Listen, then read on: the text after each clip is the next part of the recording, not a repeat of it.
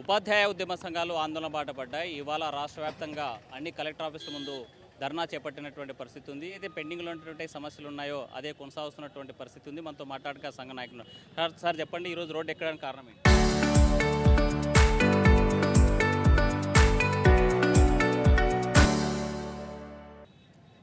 ఈరోజు రాష్ట్ర కమిటీ పిలుపు మేరకు దాదాపుగా మాకు రావాల్సిన డిఏలు, మాకు రావాల్సిన పిఆర్సీ, కారుణ్య నియామకాలు, టెట్ రద్దు చేయాలని తదితర డిమాండ్లతో మేము ఈరోజు ధర్నా కార్యక్రమాన్ని చేస్తూ ఉన్నాం. ఈ రాష్ట్ర గవర్నమెంట్ ఏర్పడి 2 సంవత్సరాలైంది. పిఆర్సీ కమిటీ అయిపోయి 3 సంవత్సరాలైంది. అయినా రాష్ట్ర ప్రభుత్వం ఎలాంటి సమస్యలు పరిష్కరించడం లేదు. కాబట్టి మేము వెయిట్ చేశాం. ఈ ప్రభుత్వం పట్టించుకోలేదు. అందుకోసమే పోరుబాట పట్టవలసి వచ్చింది. అంటే ఇప్పుడు చూసాం మనం ఈరోజు తాజాగా గవర్నమెంట్ కూడా ఒక నిర్ణయం తీసుకుంది. ఎవరైతే ఈ 10 ఏళ్ళకు సంబంధించినటువంటి వాళ్ళు ఉన్నారో వాళ్ళందరూ కూడా ఈ పిఆర్సీ వర్తించేలాగా, సిపిఎస్ వర్తించేలాగా చేస్తామని చెప్పి తీసుకున్న నిర్ణయాన్ని ఎట్లా చూడాలంటారు ఓపీఎస్? సార్, అది ఈ ప్రభుత్వం కొత్తగా ఇచ్చిన డిమాండ్ ఏం కాదు. ఆయన కేంద్ర ప్రభుత్వము 1/9/2004 కంటే ముందు నియామకులైనటువంటి ఉద్యోగ ఉపాధ్యాయులు అందరికీ కూడా కేంద్ర ప్రభుత్వం మెమో నెంబర్ 57 నుంచి ఇచ్చింది. కానీ అది మిగతా రాష్ట్రాల్లో 5-10 రాష్ట్రాల్లో ఇచ్చిన తర్వాత ఫ్యాప్టోగా మేము అన్ని చాలా దఫాలుగా మేము మెమరాండం సమర్పించిన తర్వాత అది మాకు ఇచ్చినటువంటి మేము గెలుచుకున్నటువంటి లేకపోతే మేము సాధించినటువంటి గొప్పగా భావిస్తున్నాం తప్ప ప్రభుత్వాలు మాకు ఇచ్చినటువంటి భిక్ష ఏం కాదని చెప్పేసి తెలియజేస్తున్నాం. మీరు చెప్పండి, మామూలుగా అయితే ఈ సిపిఎస్ రద్దు చేయాలనేసి ఆందోళన చేస్తూ ఉన్నా ప్రభుత్వాల వైఖరిని ఎట్లా చూడాలి? ప్రభుత్వాలు ఉద్యోగుల పట్ల, ముఖ్యంగా సిపిఎస్ ఉద్యోగుల పట్ల చాలా నిర్లక్ష్యంగా ఉన్నాయి. మనం ఎప్పటి నుంచో ప్రభుత్వాలు, ఉపాధ్యాయులు, ఉద్యోగులను అడుగుతున్నాం, వాళ్ళకి సిపిఎస్ ఎందుకు రద్దు చేయరు? అసలు కారణం ఏంటి? అసలు అమలు పరచాల్సిన అవసరం కూడా లేదు. అయినా సిపిఎస్ పైన మొండి వైఖరితో ఉన్నాయి. ఈ మధ్యకాలంలో సిపిఎస్ రద్దు చేశామని చెప్తున్నారు, కానీ అందరికీ రద్దు కాలేదు. అది చాలా విషయాలు పబ్లిక్లో ఏమవుతుందంటే అందరికీ సిపిఎస్ రద్దు చేసినారనే ఒక వాయిస్ వెళ్తుంది. అది కరెక్ట్ కాదు. అది 2003 ముందు అపాయింట్ అయినలకు మాత్రమే ఒక్కటి కొరత ఉండింది. వాళ్ళు అపాయింట్ అయినారు ఆల్రెడీగా ఇన్ టైం లోపలనే. వాళ్ళు చెప్పిన టైంలో అపాయింట్ అయినారు. అయినా వాళ్ళకి నిర్లక్ష్యంగా కొంతకాలం వెయిట్ చేసినారు.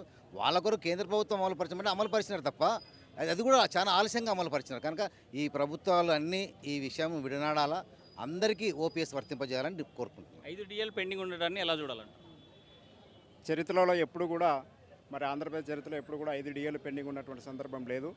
ఇది ప్రభుత్వాలు ఎంతసేపు ఉన్నా వారి యొక్క ఓటు బ్యాంకింగ్ దృష్టిలో పెట్టుకొని ప్రజా సంక్షేమాలని అమలుపరుస్తూ మరి ఉద్యోగులను, ఉపాధ్యాయులను నిర్లక్ష్యం చేస్తున్నటువంటిది మనకంతా కూడా తేటతెల్లమవుతుంది.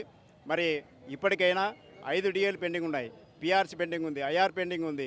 అదేవిధంగా దాదాపు 30,000 కోట్ల బకాయిలు ఉన్నాయి. అదేవిధంగా మరి ఈ మధ్యనే టెట్ కూడా మళ్ళీ ఉపాధ్యాయులకు టెట్ అనేటువంటి అంశాన్ని పరీక్ష రాయాల 2011కు ముందున్నటువంటిది అంశాన్ని కూడా మరి గౌరవ సుప్రీంకోర్టు జడ్జి గారు తీర్పు ఇవ్వడం, మరి ఎక్కడ కూడా ఏ ఉద్యోగస్తులకు లేనటువంటి కండిషన్లు ఈరోజు ఉపాధ్యాయులు తీసుకురావడం అనేది దాన్ని తీవ్రంగా ఖండిస్తున్నాం. మరి రాబోయేటువంటి రోజుల్లో ఈ డిఏలు కానీ, పిఆర్సీ కానీ, మరి ఐఆర్ కానీ మంజూరు చేయకపోతే ఈ ప్రభుత్వం కూడా అధికారంలోకి రాకముందు మరి ఇదే చంద్రబాబు నాయుడు, గౌరవ ముఖ్యమంత్రి చంద్రబాబు నాయుడు గారు చెన్నమ్మ సర్కిల్లో మరి బహిరంగ సభలోనే చెప్పడం జరిగింది, మీకందరికి కూడా మంచి మెరుగైన పిఆర్సీ ఇస్తాం, ఐఆర్ ఇస్తాం, పోలీసు వాళ్లకు శనివారం ఆదివారాలు కూడా సెలవులు ప్రకటిస్తాం, వాళ్ళ సరెండర్ లీవ్లు ఇస్తాం, మీకు ఉద్యోగస్తులకు బకాయిలన్నీ కూడా చెల్లిస్తాం, అదేవిధంగా డిఏలు కూడా పెండింగ్ పెట్టమని చెప్పి హామీ ఇచ్చి ఇప్పటికి దాదాపు 2 సంవత్సరాలు అయినప్పటికీ కూడా పిఆర్సీ కమిషన్ వేయకోకుండా మాకు చట్టబద్ధంగా రావాల్సినటువంటి డిఏలను 5 డిఏలను మరి ఇవ్వకోకుండా తూతు మంత్రంగా మరి అధికారులతో చర్చలు జరుపుతూ, మరి మంత్రులతో చర్చలు జరుపుతూ మరి ఈ విధంగా ఉద్యోగులు, ఉపాధ్యాయుల సమస్యలను పరిష్కరించకుండా మరి కాలాతీతంతో ముందుకి తీసుకుపోవడానికి తీవ్రంగా ఖండిస్తున్నాం. మరి రాబోయేటువంటి రోజుల్లో మాకు గన ఈ సమస్యలు పరిష్కరించుకుంటే, పిఆర్సీ, ఐఆర్, డిఏలు కానీ పరిష్కరించుకుంటే రాబోయే ఎలక్షన్లు ఉన్నాయి, మున్సిపల్ ఎలక్షన్ రాబోతున్నాయి. మరి గత ప్రభుత్వానికి ఏ రకమైనటువంటి బుద్ధి చెప్పినామో ఈ ప్రభుత్వానికి కూడా అదే రకమైనటువంటి బుద్ధి చెప్పడానికి మేమంతా సిద్ధంగా ఉన్నామని తెలియజేస్తున్నాం. మనం చూస్తున్నాము, ఉపాధ్యాయులు కేవలం జీతభత్యాల కోసం రోడ్లు ఎక్కుతారు, చదువులు చెప్పడం మానేశారు అనేటువంటి విమర్శలు ఎట్లా చూడాలి? చదువులు చెప్పందే మంచి మంచి ర్యాంకులు వస్తున్నాయా సార్? మన లోకేష్ మంత్రి గారు కూడా ఈ మధ్య రీసెంట్గా స్టేట్మెంట్ ఇచ్చారు, స్కూళ్ళలో మంచి డెవలప్మెంట్ ఉంది మా ప్రభుత్వం వచ్చిన తర్వాత అని. మరి డెవలప్మెంట్ ఉందంటే ఆ డెవలప్మెంట్ ఎక్కడి నుంచి వచ్చింది సార్? ఉపాధ్యాయులు చదువు చెప్పడం వల్లనే వచ్చింది కదా. మరి వాళ్ళే ఇలా స్టేట్మెంట్ ఇస్తారు, మళ్ళీ అలా స్టేట్మెంట్ ఇస్తారు. అది ఎలా సాధ్యమవుతుంది? మా బకాయిలు అడిగితే మాత్రమే ఇవన్నీ గుర్తుకొస్తాయి వాళ్ళకు. ఎలక్షన్ ముందు వాగ్దానం ఏంటి వాళ్ళది? వచ్చిన వెంటనే పిఆర్సీ కమిటీ వేస్తాము, మంచి ఐఆర్ ఇస్తాము అని వాగ్దానం చేశారు మన ముఖ్యమంత్రి గారు. మరి ఏం చేశారు? 3 సంవత్సరాలు అయింది. మొదటి సంవత్సరం అడిగితే ఇప్పుడే ఎలక్షన్లో గెలిచి వచ్చాము కాబట్టి కొంచెం సెటిల్ అయిన తర్వాత ఇస్తాము అని అన్నారు. 5 డిఏలు అయినాయి సార్ ఇప్పటికి. ఒక్క డిఏ కూడా అనౌన్స్ చేయలేదు. మరి పీఆర్సీ వేశారంటే కమిషన్ వేయలేదు. కమిషన్ వేయకుండా ఐఆర్ ఎలా ఇస్తారు? మేమేం కోరుతున్నాం? 30% ఐఆర్ ఇవ్వాలి అని కోరుతున్నాము. మరి ఎన్నికలు అయిన వెంటనే మొదటి నెలలోనే ఐఆర్ ఇస్తామన్నారు. మరి 3 సంవత్సరాలు అయింది. ఇంకొక 2 సంవత్సరాలు ఉంటే సెకండ్ పీఆర్సీ కూడా వస్తుంది. అంటే 10 సంవత్సరాలకు ఒకసారి పీఆర్సీ అమలు చేస్తారా? ఏమిటి వాళ్ళ ఉద్దేశము? అందుకే మేము ఈ ఉద్యమానికి దారితీసింది. ఇలానే ఉంటే, ఇలా కొనసాగితే ఇంకా మున్ముందు ఇంకా ఎక్కువ ఉద్యమాలు చేయాల్సి ఉన్న పరిస్థితి వస్తుంది. మాతో పాటు ఎన్జిఓ జేఏసీ కూడా జాయిన్ అవుతుంది. కాబట్టి అందరం అన్ని సంఘాలు మూకుమ్మడిగా నెక్స్ట్ తదుపరి నిర్ణయం కూడా తీసుకోదలుచుకున్నాము. కాబట్టి ఫ్యాప్టో విద్యా హక్కు చట్టాన్ని ఉల్లంఘించి ఈరోజు మీరు టెట్టు వ్యతిరేకించడం ఎట్టు చూడాలంటారు? మేము టెట్టు వ్యతిరేకించడం లేదు సార్, టెట్టు వ్యతిరేకించడం లేదు. అయితే ఉద్యోగంలోకి వచ్చినప్పుడు మాకున్న అర్హతల ప్రకారమే మేము డిఎస్సి రాసి ఉద్యోగంలోకి వచ్చాము.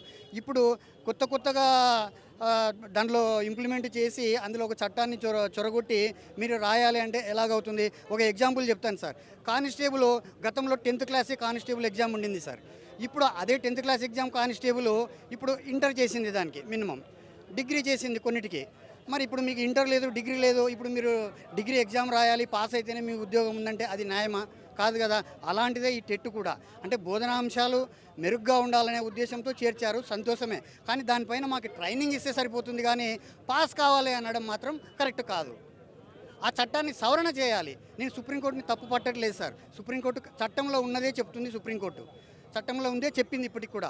కానీ ఆ చట్టాన్ని సవరణ చేస్తే కనుక మేము ఆ టెట్టు నుంచి బయటపడతాము. అంటే పాస్ కావాలనేటువంటి నిబంధన పెట్టారు కాబట్టి టీచర్లు భయపడుతున్నారా? భయం కాదు సార్, భయం కాదు. ఈ ఏజ్లో అంటే స్టూడెంట్ దశలో రాయాల్సిన ఎగ్జామ్ని ఇప్పుడు ఈ బాధ్యతలు రిటైర్ అయ్యే ముందు రాయడం అనేది కరెక్ట్ కాదనేది. అంటే ఇప్పుడు మేము ప్రిపేర్ కావాలనంటే అక్కడ సాయంత్రం 4-5 వరకు పిల్లలకి చదువు చెప్పి ఇంటికి వస్తే ఇంటి దగ్గర బాధ్యతలు ఉంటాయి. మేము ఎలా ప్రిపేర్ అవుతాం సార్? దానికోసము కనీసం అంటే 6 నెలలు ప్రిపేర్ అయితే కానీ టెట్టులో 90%, 60% మార్కులు రావు. మరి అంటే అక్కడ పిల్లలకు అన్యాయం జరుగుతుంది అనేది మా ఆవేదన. రాష్ట్ర ప్రభుత్వం స్పందించకపోతే భవిష్యత్తులో మీ ఉద్యమం ఏంటి?